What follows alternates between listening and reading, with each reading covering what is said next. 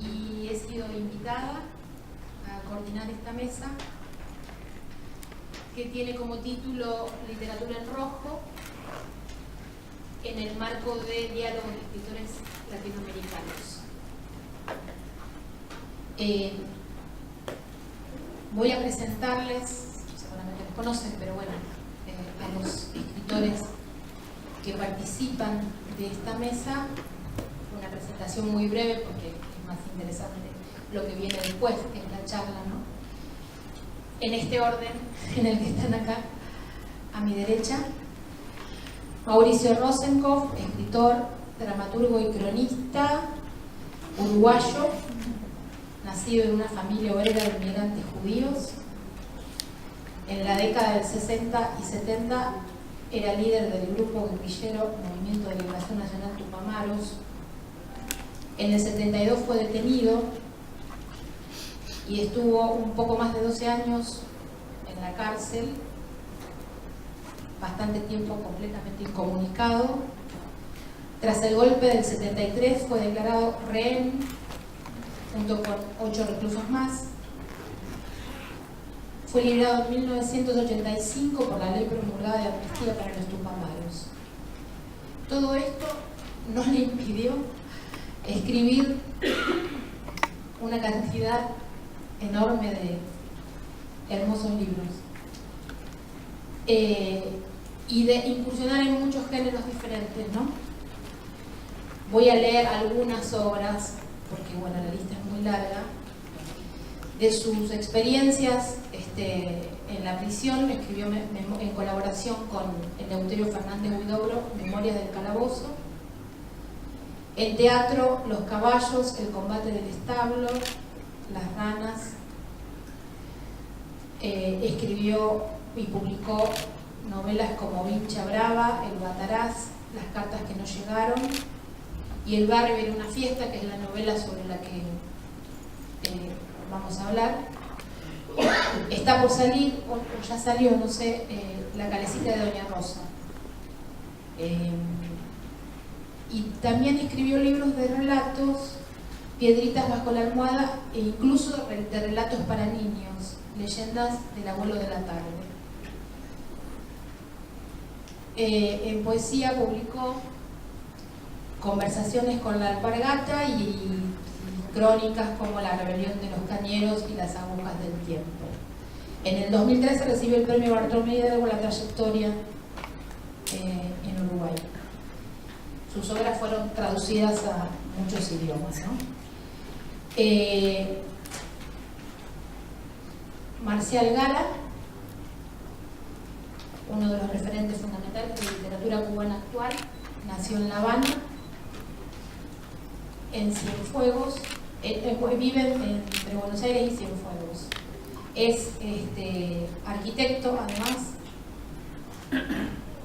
poeta y narrador. Entre sus libros podemos nombrar Enemigo de los Ángeles, libro de cuentos, El juego que no cesa, también Dios y los locos, Sentada en un verde limón, novela, La catedral de los negros, que es la novela que nos interesa en esta oportunidad, que recibió el premio Alejo Carpentier, que es el más importante de su país, y además por esa misma novela recibió el premio de la crítica de los mejores libros publicados en Cuba en 1912. Después también podemos nombrar Monasterio, que publicó en el 2013. Premios por doquier, no los voy a nombrar todos. Liliana Hecker, cuentista, novelista y ensayista. Su vocación literaria se despertó muy joven, a los 17 años ya había empezado a escribir. Es conocida la anécdota con el recientemente desaparecido Abelardo Castillo, que cuenta que ella le manda un libro de poemas y... ¿Cómo es? Un poema muy largo. Malo. Y él le contesta a ver si está bien. El poema es pésimo, pero por la carta se nota sos una escritora. A raíz de eso, Liliana Geca comienza a colaborar en la revista literaria El Grillo de Papel, uno cuyos directores era Castillo, y más tarde participó junto con él en la fundación de las revistas míticas literarias, El Escarabajo de Oro, que existió entre el 61 y el 74, y el Ornitorrinco entre el 77 y el 87.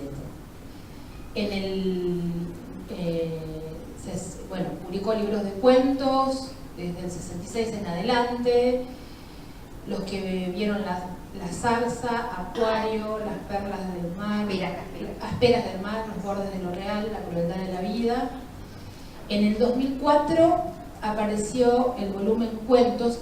Ese reúne todos tus cuentos. No, todos hasta ese momento. Hasta ese momento. Se reúnen todos, es el uno. Claro, por eso te preguntaba, porque vi que había un Cuentos Reunidos, que es muy interesante porque, bueno, vos elegiste el orden y digamos, la edición, ¿no? Participaste en el orden, y en el cual hay algunos inéditos. Y entre las novelas podemos nombrar Zona de Clivaje, y esta que nos interesa hoy, que es El fin de la historia, una novela publicada en 1996, que causó mucho revuelo, mucha polémica, fue un tema de discusión. Sus artículos fueron recogidos en el 99 en un volumen que tiene un título muy lindo que se llama Las hermanas de Shakespeare, y bueno, también recibió premios de la SADE Municipal de Novela y 2 CONEX, ¿verdad? Y el de Casa de las Américas, y este es el que más me importa. Bueno, y el de Casa de las Américas, que es el que más le importa. Bueno, el otro autor no está. Yo quería hacer antes de pasar directamente a las preguntas, porque lo más interesante es que hablen los autores, quería hacer una muy brevísima introducción sobre el título, el tema, digamos, de la mesa, Literatura en Rojo, que fue, bueno, una propuesta de Julia Salzman a partir de el centenario, de 2 grandes aniversarios, el centenario de la Revolución Rusa, los 100 años de la Revolución Rusa, un acontecimiento histórico importantísimo que cambió definitivamente el mundo, como diría Trotsky, que puso el mundo al revés, que tuvo repercusiones de corto y de largo alcance, y que fue mucho más que el derrocamiento de un régimen zarista, ¿no? En torno del cual justamente se fue configurando a través del avanzando el siglo un imaginario social, ¿no? Que proponía la posibilidad de un mundo más justo, un mundo mejor, que estaba relacionado con la idea de utopía y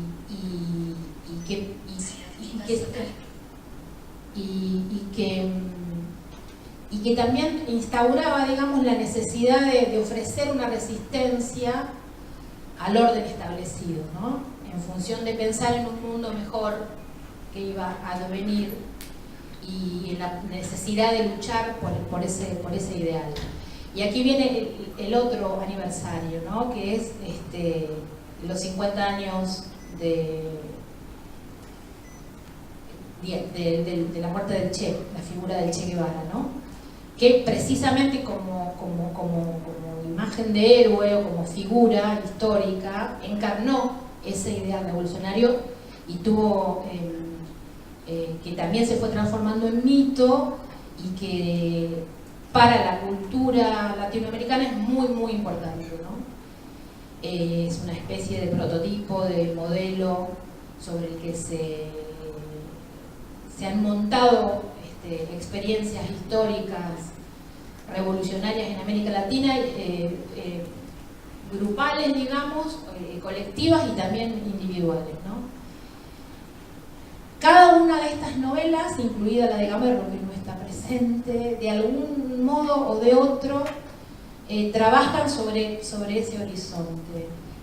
En las novelas de Gamerro o de Hecker, por ejemplo, se revisa, o se visita, o se revisita la figura del militante revolucionario de la década del 70 en la experiencia argentina, ¿no? Que es muy particular y radicalmente trágica, ¿no?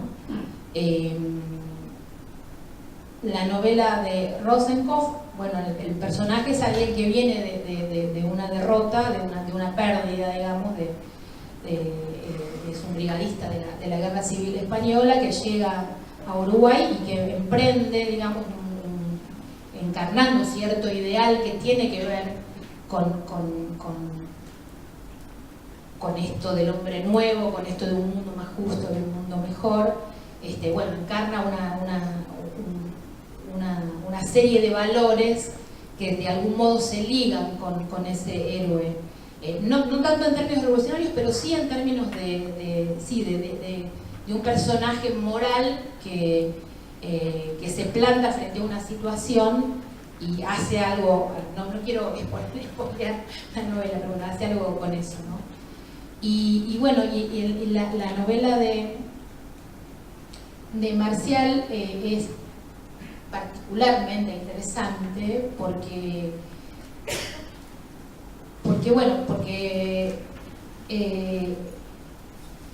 en la novela de Marcial ese futuro proyectado, esa utopía que los proyectos revolucionarios ponían en el futuro y para el cual había que trabajar, ya llegó. Y bueno, la cuestión es ver qué pasó con esa utopía, en qué devino, si es que existe aún o si ya no, o si ha sido derrotada o si ha fracasado, etc.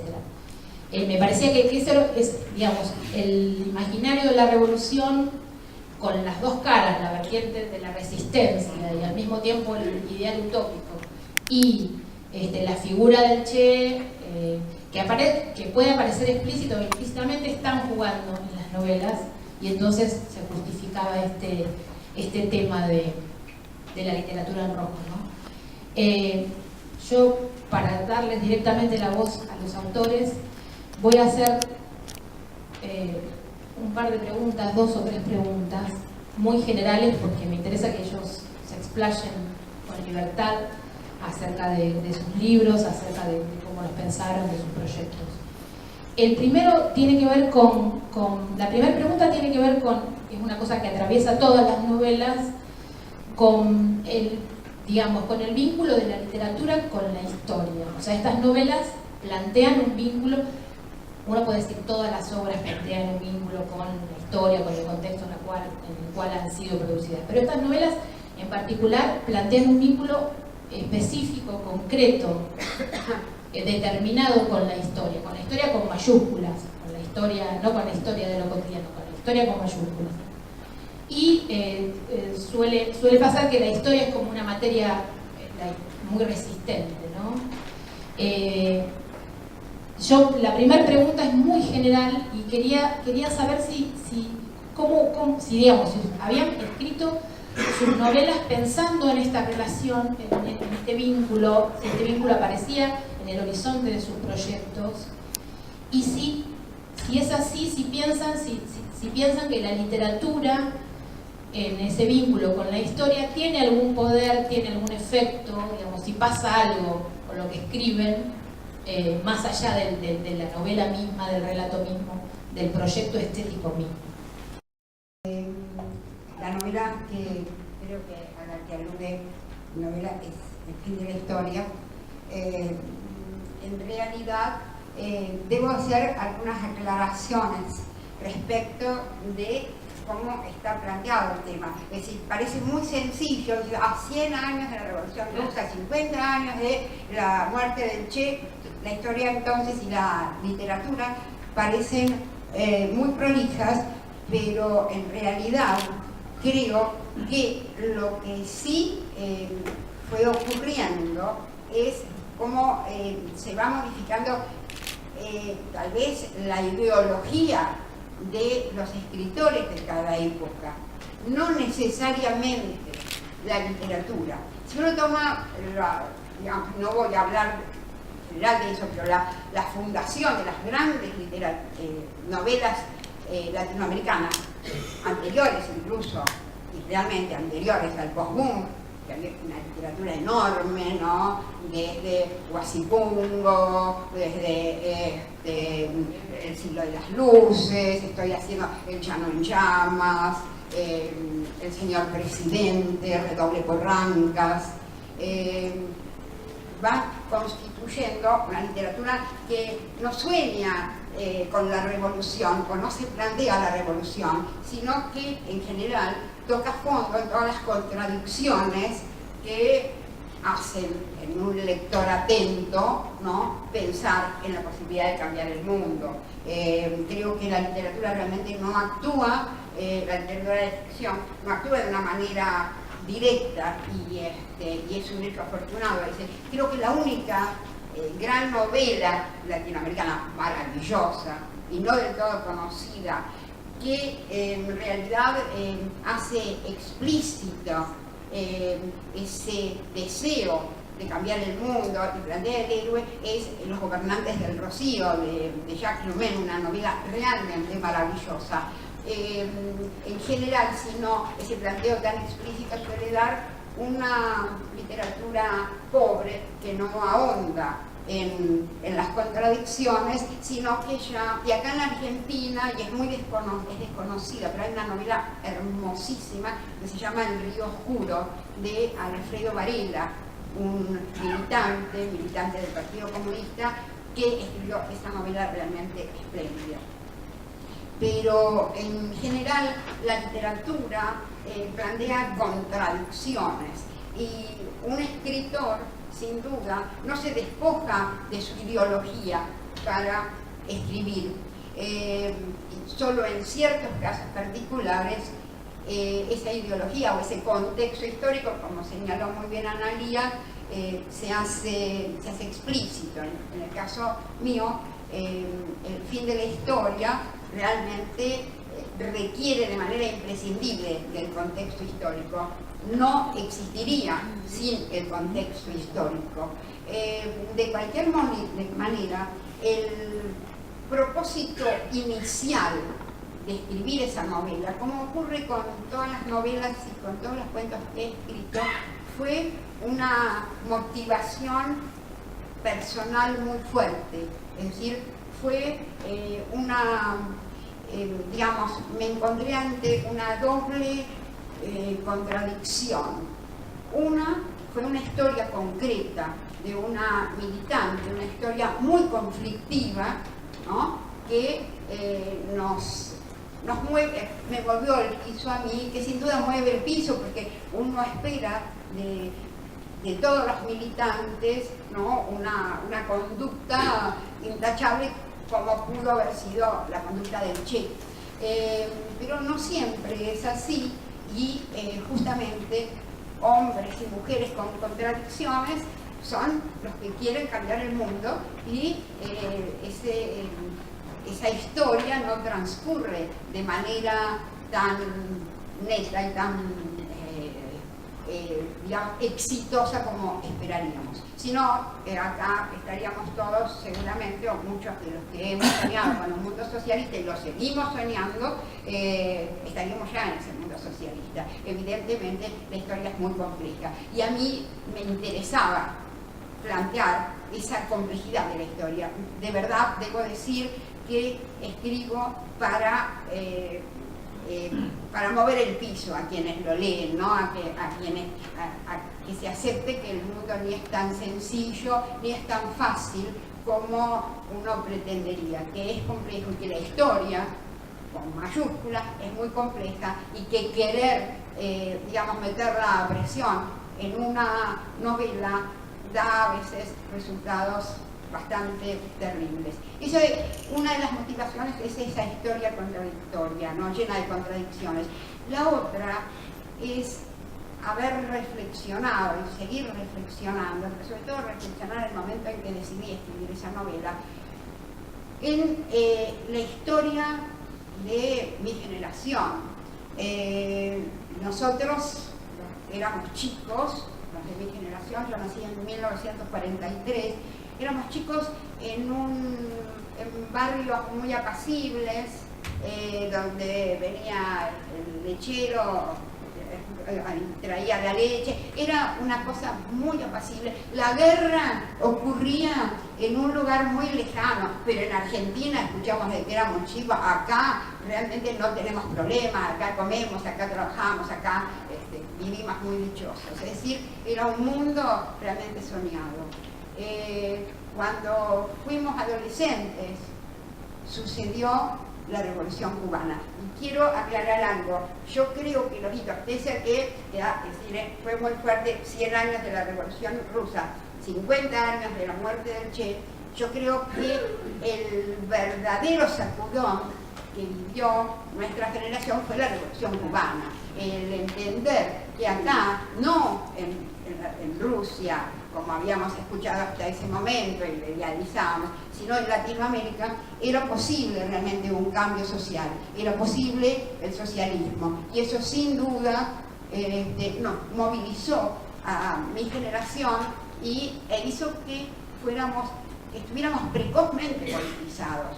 Y no solo eso, que creyéramos fervientemente que cada uno de nuestros actos y cada uno de nuestros libros y cada una de las palabras que decíamos y de las revistas que sacábamos tenía un peso, tenía un sentido dentro del mundo que estábamos viviendo y que queríamos cambiar. Entonces, fuimos volviendo a la motivación, a la segunda motivación de la novela, El fin de la historia.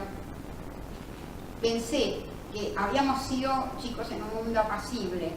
Tuvimos una adolescencia en que creímos fervientemente en que una revolución era posible también en todos los otros países latinoamericanos. Y caímos en un tiempo de horror y de muerte, como fue el del golpe militar de 1976, casi sin estar preparados para eso. Es decir, lo que pensé es que en muy pocos años nos habían pasado demasiadas cosas y que aquellos que no estábamos muertos, aquellos que habíamos sobrevivido, debemos estar un poco locos para haber podido pasar por tantas contradicciones de la historia. Ese es el motivo de la novela. Y de ninguna manera sí me importó, porque toda novela, toda obra literaria toca fondo en una situación y puede moverle el piso y hacer pensar a un lector, pero de verdad no me planteé que iba a cambiar el mundo con una novela. Sinceramente creo que la literatura ayuda a que algunos líderes, ¿no?, entiendan que es necesario cambiar el mundo y actúen y puedan mover la historia. Pero sinceramente creo, y eso fue un tema que discutimos mucho durante los años 60, que se discutía mucho y a principios de los 70, realmente creo que una novela no cambia el mundo. Sí, sí también creo, y eso es lo que cambió radicalmente, y ya termino, es el peso que tienen o que tenían los intelectuales. Yo creo que en los años 60 un escritor además se sentía un intelectual y tenía una responsabilidad como intelectual. Creo que eso realmente cambió, es decir, no las novelas o los cuentos que se escribían, sino la visión que se tenía sobre una literatura y sobre todos los hechos que ocurrían en una época. En este momento, sinceramente, creo que los intelectuales no tenemos peso y espero que realmente en algún momento eso vuelva, y eso va a volver por voluntad de nosotros, por supuesto, y de los jóvenes que hoy son intelectuales y son escritores. Nada más.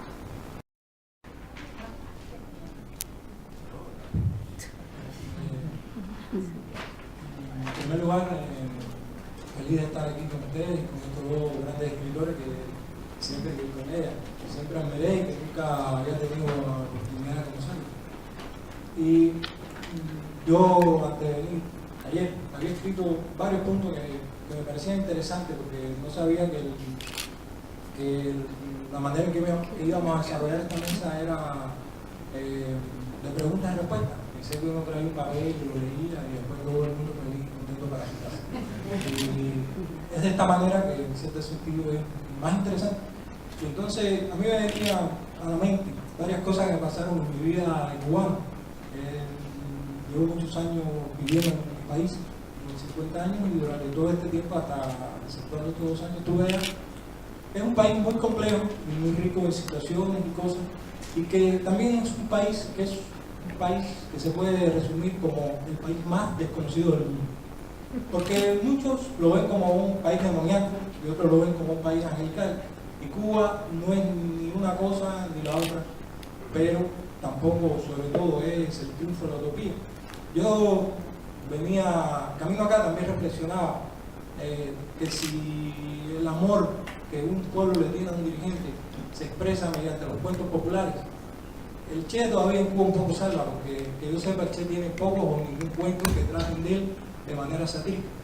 Pero otros dirigentes de la Revolución Cubana tienen múltiples historias y cuentos donde los satanizan. Se demuestra que el gran amor del pueblo cubano hacia su dirigencia es una cosa que se puede discutir. Y de esos puntos que yo notaba, el primero era teniendo yo 17 años, me iba a ir a una guerra que ocurrió muy lejos de Cuba, ocurrió en África, específicamente en Angola. Estaba pasando el servicio militar, ¿qué día? Estaba estudiando y en medio de mi estudio me llega un papel que me dice que si estoy dispuesto a ir a luchar a Angola. Mi papá había luchado en la lucha contra el dictador Batista, y entonces yo firmé ese papel, dije, me voy a Angola a luchar. Me parecía que era una buena aventura, aparte de que había muchas canciones y muchas consignas en la televisión, aparte de los grandes discursos de Fidel, los infinitos discursos, que estaba que uno tenía que cumplir o pagar la deuda contraída con la humanidad. Y entonces fui a un campamento, y ese campamento éramos como 50 soldados, que nos las pasábamos cantando canciones mexicanas, rancheras y boleros, y tomando ron, que lo cambiamos por la comida que nos daban para prepararnos, y con cierta preparación militar muy leve, pero innegable. Estábamos allí, y uno de los nuestros, esa palabra tan afín a los rusos, uno de los nuestros dijo que no iba. Y al momento uno de los nuestros también le puso un apodo, la miliciana. Y le dijo, miliciana, ¿por qué tú no quieres ir a Angola? Y el soldado dijo, porque si me voy para Angola mi mamá se queda sola. Y entonces aquel otro le dijo, pues eres un rajado. Y a partir de eso, lo pasearon por todo el campamento, golpeándolo y dándole patadas en las nalgas por rajado. Y le hicieron una canción en que la palabra rajado sobresalía. En Cuba había una consigna que era, solo los cristales se rajan, los hombres mueren de pie. Y ese soldado que decidió no ir a Angola pasó por toda esa vocalía, por todo ese acto de repudio. Y a mí, que en esos 17 años de mi vida era un convencido de la verdad de la Revolución Cubana, fue una cosa que me tocó, porque no hay verdad que se establezca a mano, dando golpes, patadas, piñazos y empujones. Eso fue un punto difícil para mí. Otro, eran varios puntos, pero voy a decirle ese y otro. El otro es mi hija pequeña, que ahora tiene 13 años, pero yo vivía en una ciudad llamada Cienfuegos, y cada vez que íbamos caminando por la calle, por el jardín, y ella veía un avión, mi hija miraba al cielo y gritaba, ¡Fidel! ¡Fidel! ¡Fidel! Y yo decía, ¿por qué esta chica grita Fidel, Fidel? Y no Michael Jackson, Diana Ross. Y me di cuenta que el adoctrinamiento era tan grande que para mi niña todo aquel que viajaba en avión, todo aquel que podía hacer algo distinto, era sencillamente porque era Fidel, no podía hacer otro. Y otra anécdota, esta es la tercera y la última. Yo tengo un amigo que actualmente vive en Londres, es una persona que tiene 2 o 3 años menos que yo, un hombre muy interesante, casi una enciclopedia viviente. Ese hombre se dedicó a las letras por la sencilla razón de que no pudo ser ingeniero, porque a los 20 años él pretendía ser ingeniero, pero tuvo la mala idea, la pésima idea de hacer una fiesta en su casa e invitar a varios amigos a esa fiesta. Y entonces en broma como se hacen esas cosas a esa edad, él tenía 19 años, hicieron burla de la figura del comandante. Uno dijo que se veía cómico con esa barba, que podía estar llena de piojo, y otro dijo otra cosa. Y entre esos chicos había un delator que lo informó. Entonces a mi amigo le regalaron un papel que todavía él conserva. Ese papel dice sencillamente que tiene prohibido para siempre, esa palabra que aparentemente solo está en manos de Dios, estudiar en el sistema educacional cubano, porque la educación en Cuba es para los revolucionarios. O sea que a los 19 años alguien marcó que él nunca podía estudiar en la universidad, no podía arrepentirse, sencillamente él había hecho eso y estaba marcado para siempre. Una cuestión prácticamente kafkiana. ¿Sabes lo que es? Que a los 17 años nunca puedas estudiar, no puedas echarte para atrás, tu vida está marcada para siempre. Cuando yo llegué a Argentina me llamó la atención los muchos muchachos que decidían tomarse un año sabático. Pues bien, a mi amigo le dieron una vida eterna sabática. La suerte que en el interim descubrió que le gustaba la literatura y se dedicó a escribir y ha escrito con regular suerte, pero encontró una forma de darle un sentido a su vida. Pero su sueño de ser ingeniero se esfumaron para siempre, porque el gobierno cubano es un gobierno que admite muy poco el humor. Eso es, hay que decirlo, Cuba es un país muy complejo. Y mi novela se llama La Catedral de los Negros, y aquí tenemos uno de los editores, Norberto de Corregidor. No trata precisamente ni de mi hija, ni de mi amigo, ni de la pobre miliciana, que no sé qué fue de su vida, el pobre miliciano que le decían la miliciana. Es una novela que trata de jóvenes desencantados, porque muchas veces los sueños terminan siendo pesadillas. Y Sin Fuego, la ciudad donde vivo, fue una ciudad que prácticamente iba a ser la realización del sueño del socialismo en Cuba, que iba a tener una central electronuclear, un proyecto que aparentemente iba a sacar a Cuba del desarrollo. Esa central fue un fracaso y se mudaron miles de jóvenes de otras ciudades para Cienfuegos, y muchos de estos jóvenes después se dedicaron a la vida marginal, porque tantos años de saturación política en Cuba ha dado como resultado que al cubano no le puedes hablar de política porque no le interesa absolutamente un pepino. Tú vas a Cuba, un argentino, por lo regular, va, Fidel, qué chévere. Y el cubano, si puede, si se dedica a jinetear, o sea, a conseguir dinero mediante los extranjeros, dice, qué lindo, chévere, Fidel. Pero no es porque le importa, sino porque te está diciendo algo que sabe que a ti te va a gustar oír. Pero en realidad no le importa ni el socialismo, ni el capitalismo, ni Obama, ni Putin, ni Lenin, e incluso ni Martí. Porque Martí también ha sido una figura que en Cuba se ha utilizado mucho, y también ese desgano ha caído para muchas personas. Créanme que lo que estoy diciendo puede que no le guste a muchos, pero siempre he sido un hombre de pueblo, nunca me he movido con la élite intelectual, y por tanto sé cómo piensan muchas personas. Una última vez, cuando Fidel le entregó el poder a su hermano, yo estaba en casa de la mujer de un policía en Cuba. Para ser policía en Cuba tienes que ser revolucionario, y casi por contaminación la mujer también es revolucionaria. Estábamos allí y en ese momento estaban dando una novela brasileña, una novela de esta brasileña muy compleja y engorrosa, donde había un hombre joven que tenía una novia también joven, y entonces se estaba quemando la casa de los dos, y dentro de la casa había un niño, pero como ellos estaban absolutamente drogados, parecía que el niño iba a morir también. Entonces estaba toda la música trepidante de la novela brasileña, y de pronto para la transmisión de la novela, y un locutor muy conocido en Cuba por su grandísimo bigote y por su voz singular dice: informe del Comité Central del Partido, informe del compañero Miguel Castro. En el día de hoy transmito mi cargo al compañero Raúl Castro, porque debido a mi enfermedad renuncio a mi cargo. Dice eso y sigue la novela. y la mujer y yo nos miramos. Y entonces vuelve la escena del niño que se quema y la pareja, si lo agarra o no, y vuelven a parar la transmisión y vuelve a salir el locutor y dice: en el día de hoy entrego mis cargos. ¿Usted sabe lo que dijo la mujer?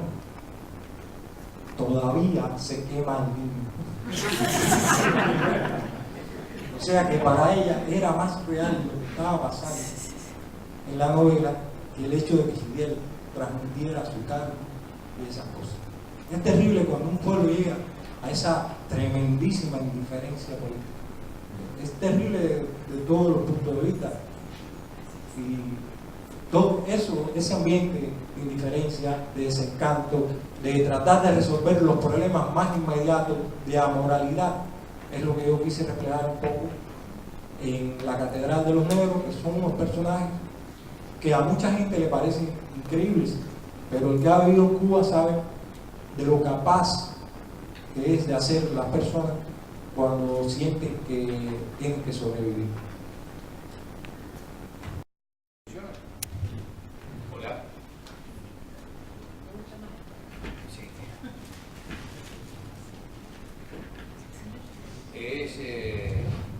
Es interesante ver cómo las mismas palabras y a veces las cifras y los números cambian de sentido según quién las diga en el momento que las diga. Digamos, siempre fue algo muy interesante ir a una liquidación de ropa y encontrarse alegremente con que te ofrecían 2 remeras por 1, o que ibas a cualquier librería y tenías una pila de libros en oferta y te daban 2 por 1. Es increíble cómo esas mismas palabras hoy tienen otro significado. Y bueno, hay algunos que nos queda presente ese 2 por 1 y nos queda presente algo que tiene que ver con la propuesta que viene para esta mesa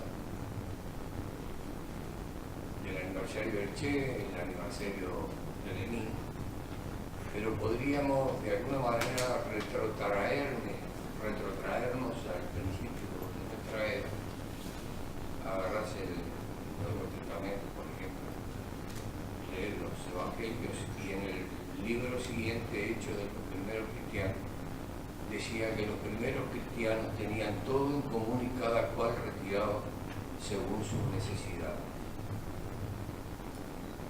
Y el remate de esta historia es que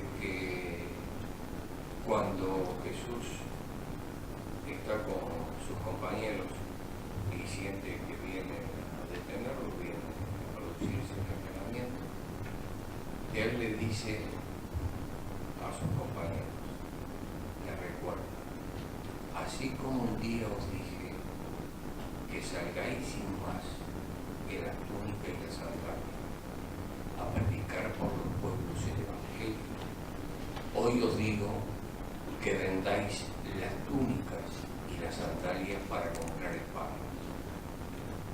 De alguna manera esto cierra el pensamiento, la conducta de referentes que han querido que cada cual tenga satisfechas sus necesidades básicas. Es decir, que no es por un nombre, que no es por un periodo de la historia que nos involucramos en la lucha. Lucha que desde luego se expresa en nuestra literatura, pero cuando escribimos un libro nuestra intención no es la de generar un hecho dinámico. Los hechos dinámicos están presentes en la literatura.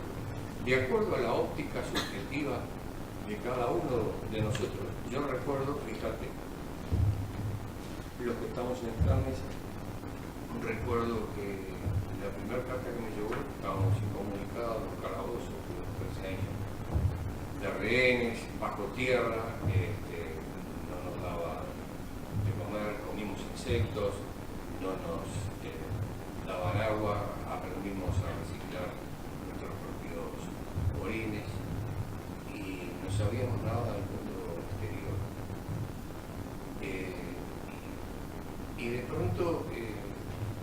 organizaron la entrega de una carta de mi hija escolar, que tenía 7 años, yo había caído, ¿no?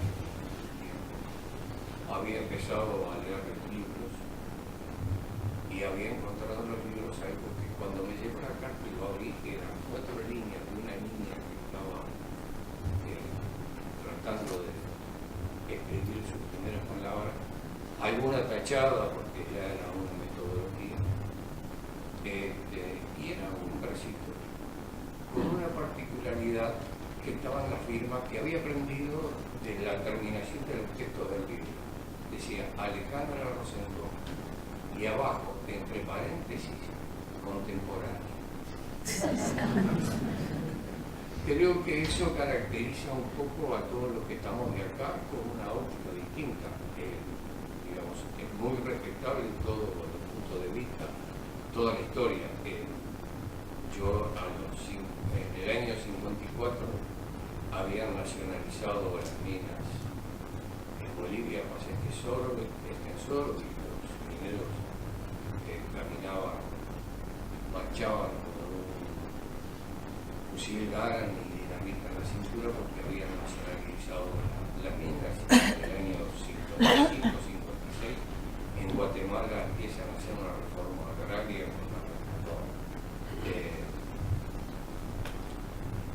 con Jacobo Arbenz en la presidencia, mientras preparan una invasión que se produce finalmente, y había muchachos que eran fotógrafos, pero que su verdadera profesión era de médico, buscando de alguna manera por todas partes que se plasmara sin enarbolarlo como consigna aquellas palabras que están en el Evangelio. Por esos días, con un amigo que entonces era periodista, yo también, él estaba en un partido, estaba en otro, terminamos yendo a el corazón de la República porque había una huelga de peones arroceros. Habían despertado el sindicalismo. Eran familias que trabajaban 14 horas por día después que terminaba el masaje, tenían que sentarse en las taipas, encender un charuto brasileño y con la brasa, como no les daban botas, sacarse en las sanguijuelas de la pierna. Le pegaban. No le pagaban con dinero, le pagaban con una tarjeta de cartón y tenían que ir a la cantina de las propias empresas. Fue una multitud que se había rebelado contra la injusticia del gran latifundio, de la gran posesión de tierra, de los representantes de esos hombres que estaban conduciendo las instituciones. Y se hizo una marcha sobre Montevideo, parando en cada pueblo, y en uno de los arroyos, en un monte, una de las noches, el arroyo Barbaraja, dormimos bajo unos tagas y de pronto al alba, era un alba lechosa, veo los peones con un sombrero aludo, bien aludo echado para atrás, como cantan los olivareños, el pozo, avivando los transfogueros para hacer el mate que era su dureza. Yo estaba con Raúl y le digo, la gran puta, che, parece un ejército. Y él, que era lacónico, dice, es un ejército. Es el mismo, en medio de esto no se había producido la revolución desarrollada desde una óptica muy particular. Por algo el compañero está a mi derecha.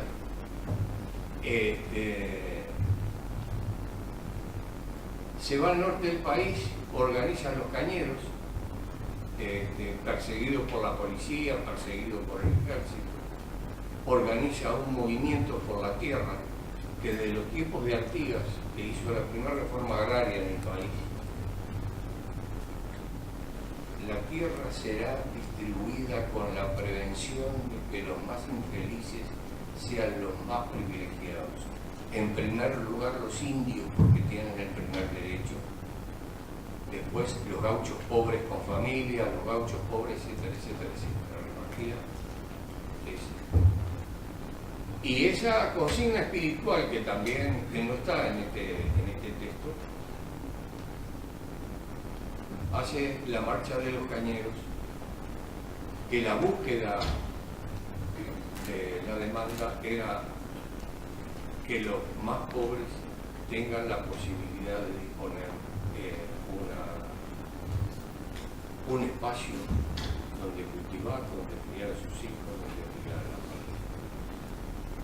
La primera imagen que tengo yo, seguramente yo estuve en Cuba antes que naciera mi compañero,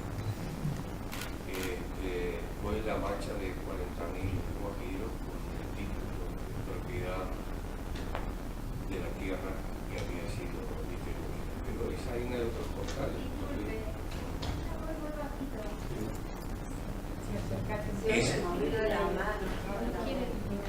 Es por timidez.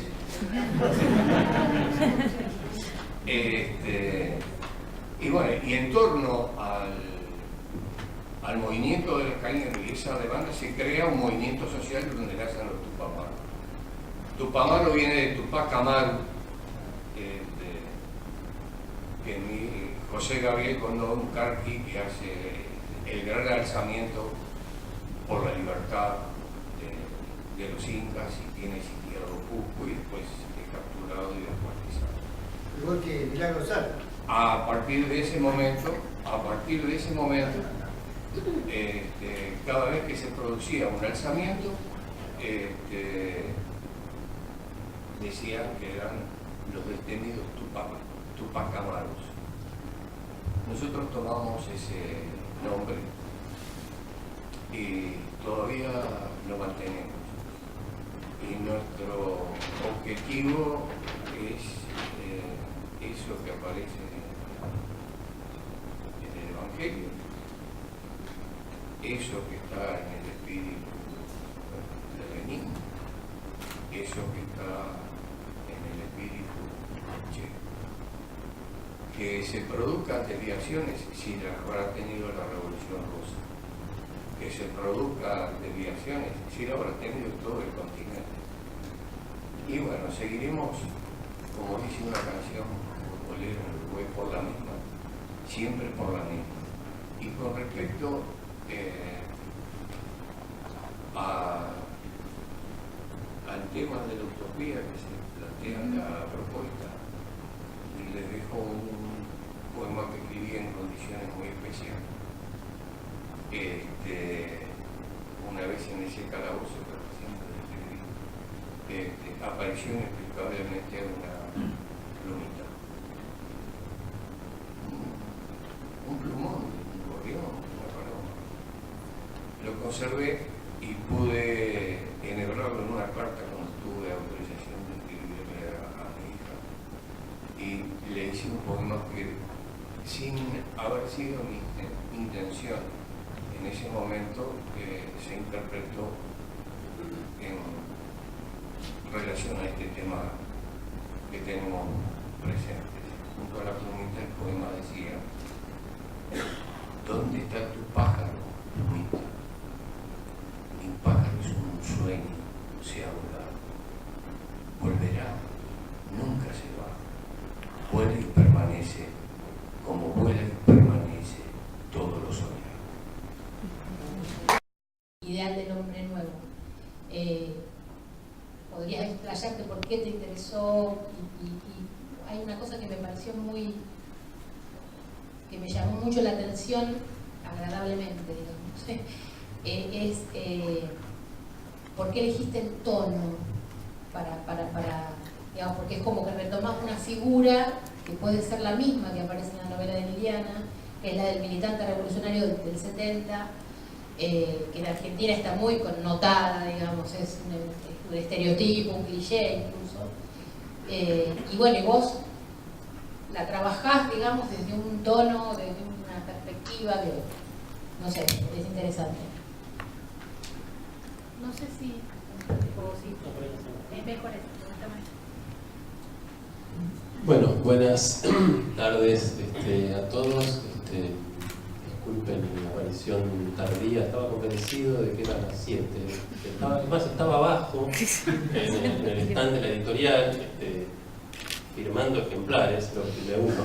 Y eso es una persona que yo llamé para que venga. Pero bueno, no se preocupen, me han castigado dándome una silla con el respaldo rebatible, o sea que si en cualquier momento de repente aparecen mis pies en lugar de mi cabeza, es un justo castigo a mi despiste. Bueno, y ahora sí. Bueno, en principio, digo muy rápido, mi novela, un yuppie en la columna de Che Guevara, cuyo título, por un lado, juega con el título de una famosa novela de Mark Twain, un yankee en la corte del rey Arturo, y de hecho me interesaba justamente jugar con el anacronismo, digo, la idea de un yuppie, una figura que para nosotros es típica de los años 90 y creo que los años 80 en el extranjero, 90 acá aparece la palabra y la figura del yuppie, retrotraerlo a nuestros tan políticos y militantes y cuasi revolucionarios años 70. Y también el anacronismo estaba en lo que de alguna manera, y de muchas maneras, no de alguna, era, no voy a decir un modelo porque sería horriblemente presuntuoso, pero sí un texto que me inspiraba, que me motivaba, que me daba ideas para escribir, que es un texto que da ideas para escribir a todos los escritores, por lo menos de la lengua hispana, y no solo de la lengua hispana, el Quijote, donde también el planteo de base es el de un anacronismo, ¿no? Un hidalgo pobre de aldea que a principios del siglo XVII decide revivir la andante caballería, extinta hacía ya por lo menos 200 años. Y en cuanto, y es una novela que en realidad es una segunda parte, la historia de Marroné, ejecutivo, que sin saber muy bien cómo, ni sin en realidad desearlo, finalmente termina convirtiéndose en guerrillero, arranca con la aventura de los bustos de Eva. Yo no sabía, originalmente iba a escribir una sola novela con dos partes, una centrada en la figura de Eva y otra centrada en la figura de Che, tratando de entender qué había pasado con estas dos personalidades, no mientras vivieron en la historia originaria, sino en cómo funcionaban en los años 70, por qué se convirtieron, para por lo menos la militancia y los movimientos revolucionarios argentinos, en las dos figuras, digamos, señeras, en los dos íconos. Algo que por otra parte a mí me gusta dialogar un poco, digamos, con la cultura de masas, sobre todo si se trata de trabajar temas que son tradicionalmente hostiles a la cultura de masas, como hasta cierto punto la militancia, hasta cierto punto. Esas dos figuras habían sido reunidas en un producto de la cultura de masas, que es la ópera rock Evita, donde, no en la película, pero sí en el musical, los dos protagonistas son Eva y el Che. Y en el caso particularmente de mi novela, y un par de cosas que decía aprendí del Quijote. Una es que uno lee el Quijote, lo leí varias veces, es una novela que siempre me divierte, y siempre me termino haciendo la pregunta, ¿pero Cervantes está homenajeando a Don Quijote o se está burlando de él? ¿Escribe la novela para ridiculizar la figura de un viejo, más allá de que era más joven que yo a esta altura de mi vida, pero no cuando escribía la novela, que quiere hacerse caballero andante y se pone unos latones sobre la cabeza y sale a desfacer en tuertos y todo le sale mal, y hay una gran, lo ha denunciado por lo menos Nabokov, una gran crueldad de Cervantes por momentos hacia Don Quijote, pareciera regodearse en que lo apaleen, lo insulten, lo humillen. Y sin embargo lo que le pasa creo a todos los lectores es que cuanto más ridículo, más absurdo son los resultados de sus acciones, más lo queremos y más lo admiramos. Y a mí me pasa algo parecido con la figura de Che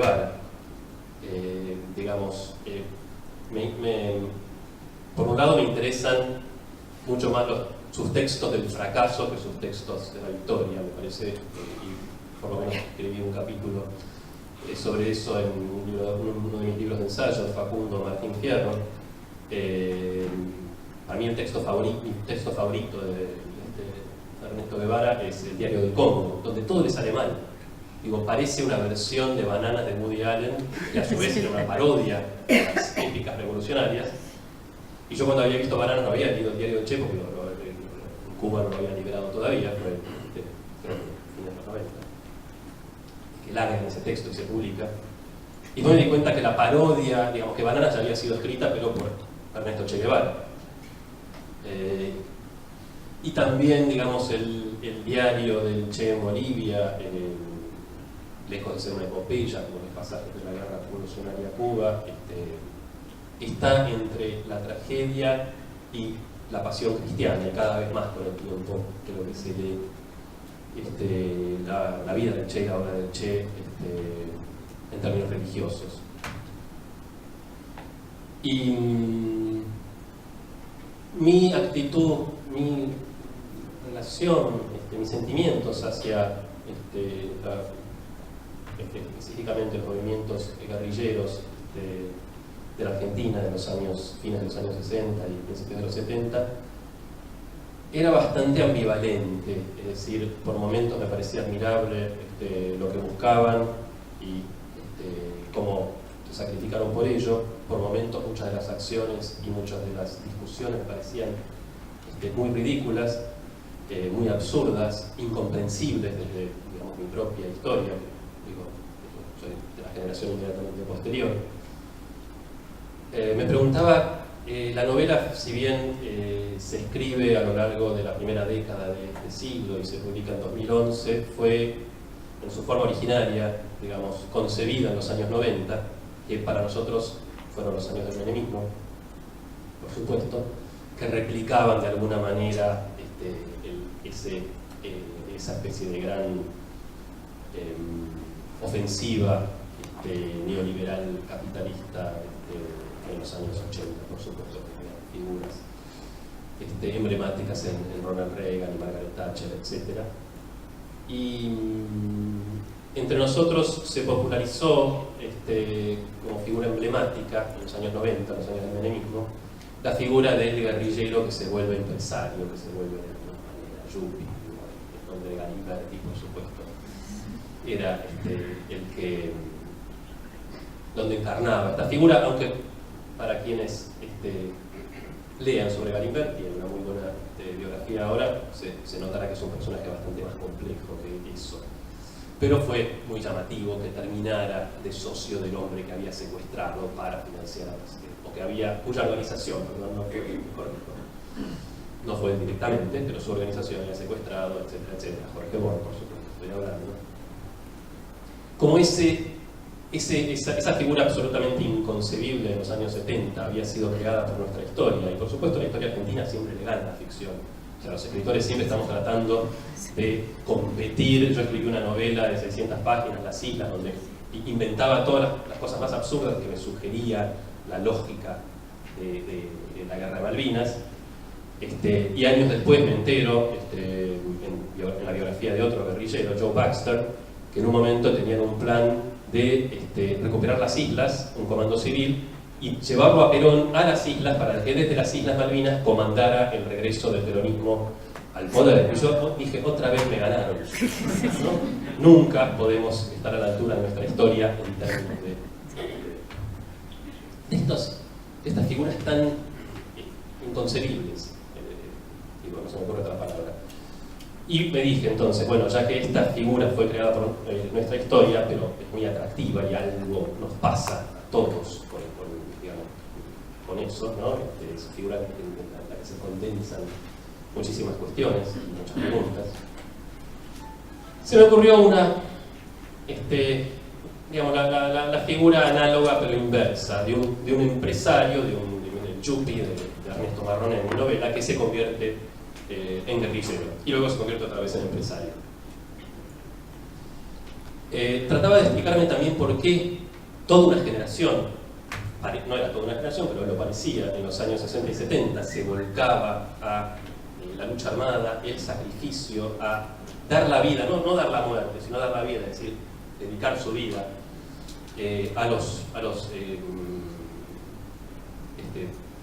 personas más sufrientes, a los humildes, a incluso querer desplazarse, un verbo que recorre toda la novela, mi novela, porque me fascina también el verbo y todo lo que implica, es el de proletarizarse, es decir, la idea de que la búsqueda sea, si uno nació en una clase determinada, descender, el esfuerzo en la construcción de la propia vida es descender de clase, cosa que si uno lee prácticamente toda la literatura y escucha todas las historias de nuestros abuelos o bisabuelos inmigrantes, siempre lo lógico es buscar lo contrario. Digo, ¿cómo fue esto posible?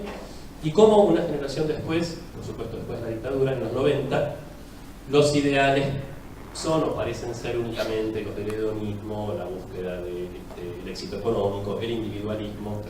¿Qué pasa? Digamos, ¿cuáles son, cómo es que ciertas ideas encarnan en las personas y mueven a toda una generación para un lado y después mueven a la generación siguiente para el otro lado? ¿Y cuál de las dos tiene razón? Las dos tienen razón, las dos están equivocadas. ¿Cómo pueden hablar unas con otras?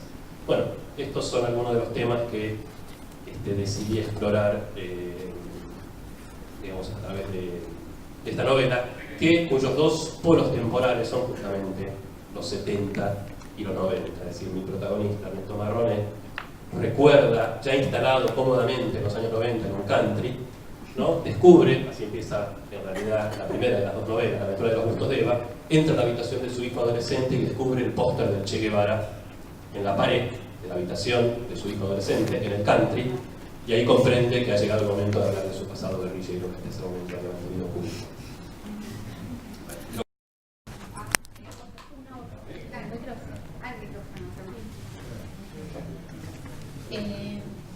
Una última pregunta que puede contestar rápido. No, me resultó significativo que, si bien las resoluciones son totalmente diferentes en términos de estilo, en todas las novelas está implícito, planteado la cuestión de cómo narrar esa materia. Digamos, incluso en tu novela está tematizado, digamos, porque hay una figura que encarna el problema, digamos, por decirlo así, ¿no? Por un personaje, ¿no? Y quería preguntarle si en este caso en particular, bueno, después, por lo general son todas narraciones fragmentarias, ¿no? De voces.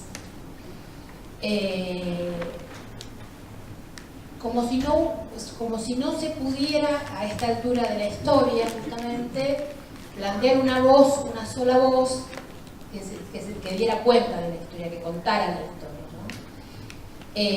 Y hay, bueno, una intención en algunos autores como Mauricio de rescatar justamente algo del habla, del registro de lo popular. Bueno, la de Marcial directamente son todas voces, digamos, que son personajes que se hacen cargo de la historia.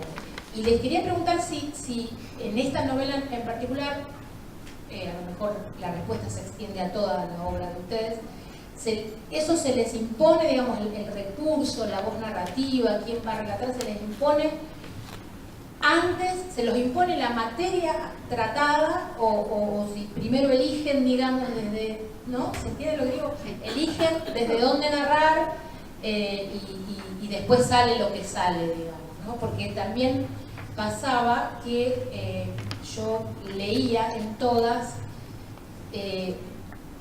un costado, un perfil, un carácter autobiográfico, aunque no tuvieran que ver las historias particularmente con la vida de ustedes. Hay como una perspectiva, incluso en tu caso generacional, digamos, vos estás queriendo, bueno, y recién por lo que acaba de decir Carlos también, digamos, es, bueno, yo que tengo tantos años me propongo pensar esto que pasó, ¿no? Eso, digamos, una cosa que tiene más que ver con la técnica, con lo específicamente literario, y bueno, eso. En realidad creo que no hablo en nombre de todas, pero creo que todos podemos decir que no es tan prolijo lo que lleva a escribir o elegir un punto de vista. Yo que tengo tantos años voy a escribir sobre. En realidad, supongo que en ciertas novelas un autor proyecta su propia experiencia histórica, casi inevitable, es lo que a uno realmente lo moviliza en ciertos casos. La cuestión de las voces, en el caso, por ejemplo, del fin de la historia, era fundamental. En algún momento me planteé, yo quería abarcar un periodo, hay situaciones de la novela que suceden en 1950 y hay otras que son incluso posteriores al fin de la dictadura. Si yo hubiese escrito una novela cronológica, prolija, etcétera, creo que hubiese escrito un plomo de 600 o 700 páginas. Y acá quiero aclarar algo muy brevemente porque ya tenemos que cerrar enseguida. Hablamos bastante todos de la cuestión política o la cuestión ideológica porque era de alguna manera el motivo, pero también esto es literatura y cuando uno está escribiendo un texto literario está construyendo una obra, está realmente tratando de que esa construcción tenga el impacto estético que uno espera también de la literatura. Yo decía que me encontré que si yo contaba todo lo que yo quería abarcar cronológicamente hubiese sido un plomazo de 600 páginas y lo que yo necesitaba, y eso fue lo que me planteé y me costó muchísimo, yo necesitaba que diversos hechos que me movilizaban actuaran simultáneamente, y la simultaneidad es imposible en literatura. La literatura, quiera que no, la lectura es secuencial siempre. Entonces, quería ese contraste entre una escena de tortura y de pronto una clase de labor cuando uno era chico, porque todo eso, esas clases de labor en que recibimos las de mi generación los primeros conocimientos aterradores sobre el sexo, y la decisión política de militar, que me gustaría mucho charlar con vos sobre ese planteo, pero no lo voy a hacer porque da para mucho, y digamos, una mujer que durante la dictadura tiene terror en el momento de abrir la puerta de su casa, y una escena de un torturador, todo para mí se debía significar simultáneamente. Y entonces elegí esa continuidad, el choque entre una escena y otra para dar esa complejidad, lo complejo que es realmente, es decir, lo compleja que es la historia, lo compleja que es la experiencia y la imposibilidad de que todo eso tenga un sentido. El sentido seguramente se lo da quien lo escribe, que sí tiene una ideología. Yo tengo una ideología y en eso yo coincido con Mauricio. Yo también quiero un mundo en que cada uno, o por lo menos una sociedad en que cada uno, como quería Marx, tenga según su necesidad y dé según su capacidad. Eso es lo que yo quiero, pero en la literatura no puedo menos que ver las contradicciones, de ver, digamos, todo lo que está pasando. Entonces, hay una perspectiva y aquel que lo quiera ver va a encontrar que todas las contradicciones están puestas desde alguien que tiene una posición. La decepción y el fracaso, es decir, también están vistos desde esa visión, pero creo personalmente que no se puede, es decir, escribir una novela en que el héroe triunfa y en que todo ocurre de acuerdo a lo que nosotros queríamos. Es decir, desde esa perspectiva yo veo las contradicciones, veo el fracaso, justamente para a lo mejor algún día, es decir, con esas mismas contradicciones, viéndolas y no negándolas, podamos de alguna manera, o puedan los que vengan después de nosotros, cambiar el mundo. Nada más.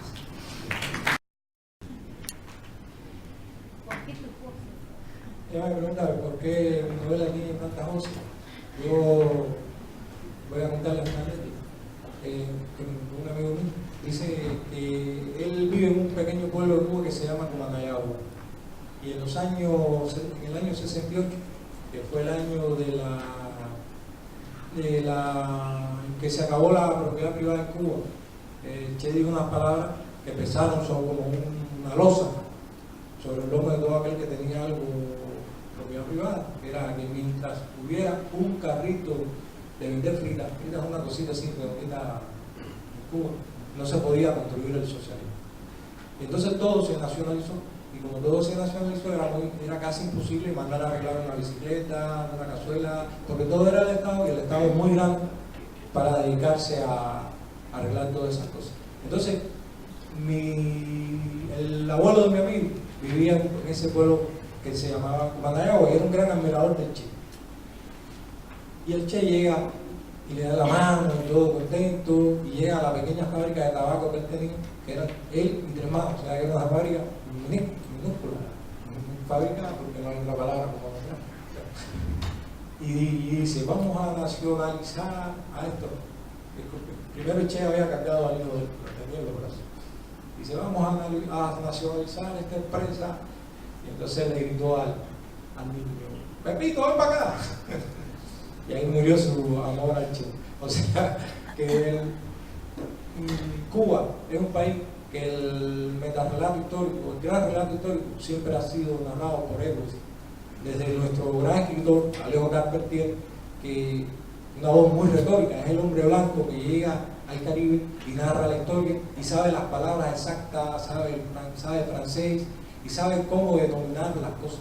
Es un relato que ciñe la historia cubana a un punto específico. Si todo lo que no esté de acuerdo con ese punto queda fuera. Y así, Fidel, el gran que hace grandes discursos, y muchos de nuestros grandes ensayistas siempre han tenido una voz que se caracteriza por el uso perfecto del español y por una retórica muy bien marcada. Y yo en esta novela narra muchas cosas, traté de encontrar una especie de contrarretórica, de darle voces a los que por lo general no tienen voz, sin que la novela, porque yo parto del mismo punto que ella cuando dice que es una novela absolutamente de ficción que hice porque me interesaba la historia, porque me pareció algo digno de ser narrado y porque me dio un placer en hacerlo, no porque yo quisiera cambiar el mundo, ni arreglarlo, ni darle voz a lo que no tiene voz, pero sin embargo, narrarla de esta otra manera, en que la gente hablara por sí misma, me daba placer porque era como una especie de ir recuperando voces que yo conocía y irle dando voz, disculpen la redundancia, a tantas personas que lo habían escuchado, hablar en un cubano que es muy diferente al cubano de la narrativa, porque paradójicamente a mí me parece que la historia de la literatura cubana llegó a un punto muy alto con Guillermo Cabrera Infante, que fue capaz de rescatar esa manera tan diversa, tan rica que tiene el cubano y escapar a la retórica de Carpentier, y que después hubo como una especie de reflujo y volvimos un poco, hablo sobre todo de los escritores dentro de la isla, al uso de esa retórica que está muy alejada a veces de cómo habla el cubano en específico. Y en esta novela, sobre todo por objetivos literarios, le di esa especie de vuelta de tuerca de que los personajes hablen con su propia voz, hablen incluso en Cienfueguero, que es una manera muy diferente de hablar, desde, por ejemplo, lo que se habla en Oriente y de lo que se habla en La Habana. Ustedes saben que los invito a que vayan a Cuba, les va a gustar y lo vean, van a ver esa manera tan rica que tiene un cubano de emplear el español. Y le doy el tono más. Esto es una discusión de otra naturaleza y cada cual habla de la feria según le fue en ella. Pero como se refirió a una novela, El barrio era una fiesta, la esencia de esa novela se publicó ya hace una punta de años, ahora estamos en otras. Lo que quiere expresar que cada cual pelea con las armas que tiene, por el lugar donde la vida lo puso, por el bien de los demás, por el bien de su familia, y cuenta una historia que se las abrevio. Allá por el 30 y pico se inauguraba un campeonato sudamericano de fútbol en el Estadio Centenario. Y en el Hospital Fermín Ferreira, donde estaban los tuberculosos, los tiempos que la tuberculosis era como el SIDA hace 20 años, todo el mundo tenía miedo de contraerla y además la contraía. Se organizan para hacer una marcha, los tuberculosos reclamando que le dieran churrasco porque al hospital llegaba carne, pero no a los internados, y un medicamento que había aparecido en Alemania que terminaba con el bacilo del COVID. Entonces se organiza una marcha, atraviesan buena parte de Montevideo, van hacia el Estadio Centenario porque quieren instalarse allí para que no se inaugure ese centenario, sino se satisfacen sus demandas. Lo hacen con un pañuelo para no toser en la calle, apretándose los dientes. Se instalan en la Tribuna América, que es la tribuna principal. El barrio se solidariza, ahí aparece el gallego Menéndez, que mencionaste tú, que viene de la Guerra Civil Española y les enseña cómo armar una barricada que la arma. ¿Y qué armas podían tener ellos para defender sus derechos cuando el barrio solidario contempla como la orden del Ministerio del Interior es largar la policía montada, la Guardia Republicana a caballo para desalojarlos? Entonces, los tuberculosos estaban, mujeres, niños, estaban en lo suyo, estaban en su tierra, estaban en su lugar, estaban demandando lo que le correspondía para ellos y para todos. Y cuando carga la Guardia Republicana a caballo y llegan a las barricadas, ahí estaban los tuberculosos. Y ante la sorpresa del barrio ven que los milicos reculan, los caballos trastabillan y los hicieron rebotar. ¿Con qué armas? A gargajo.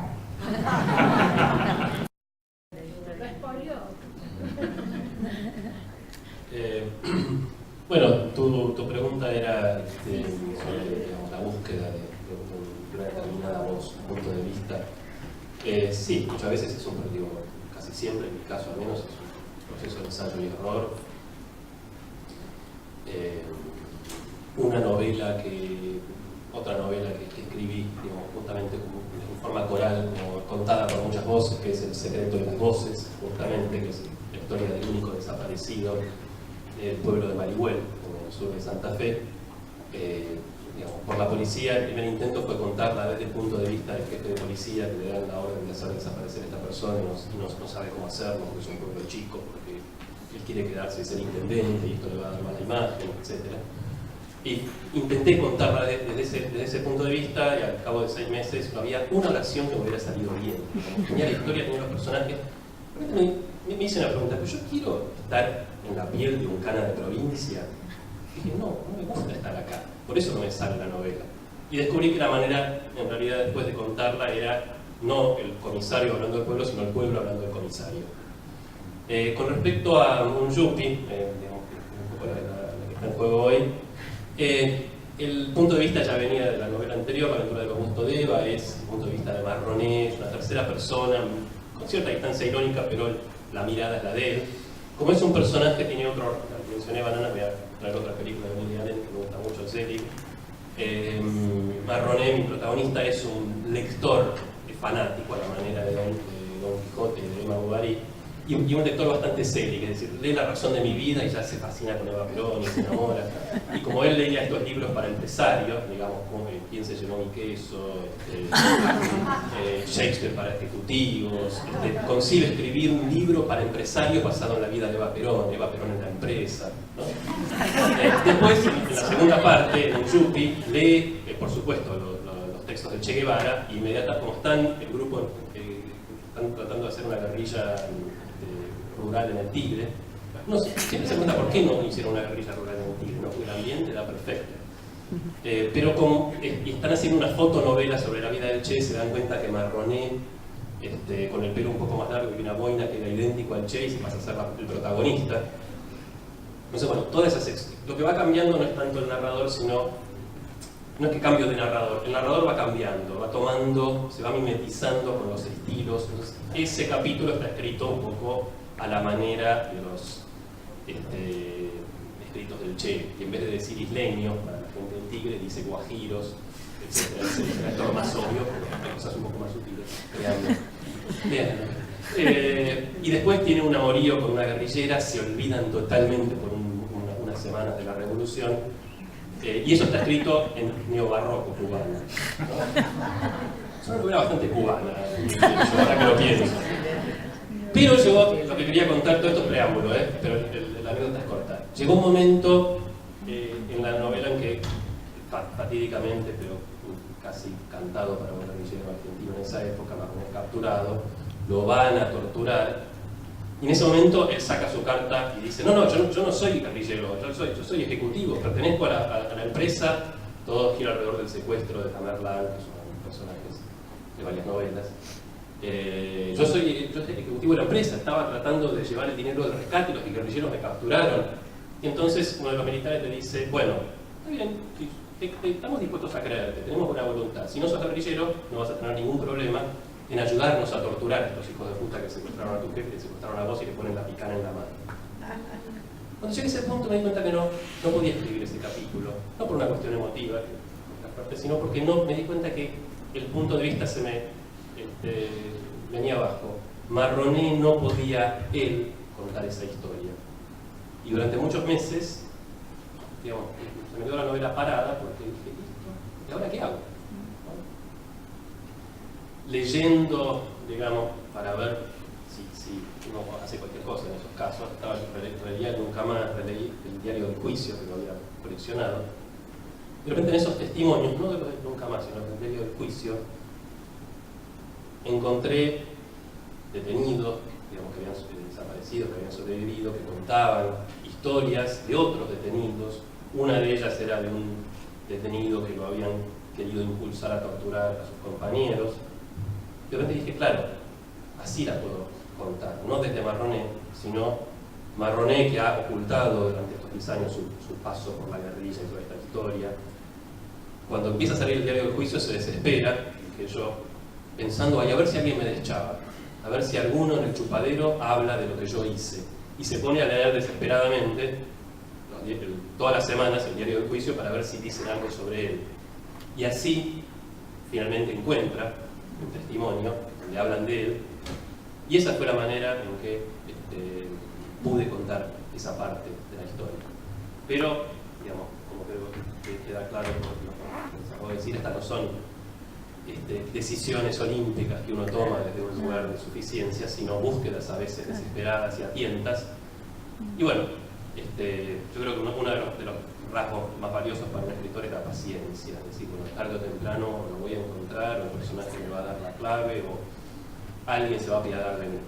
En este caso, por suerte, sucedió porque era casi el final de la novela y no me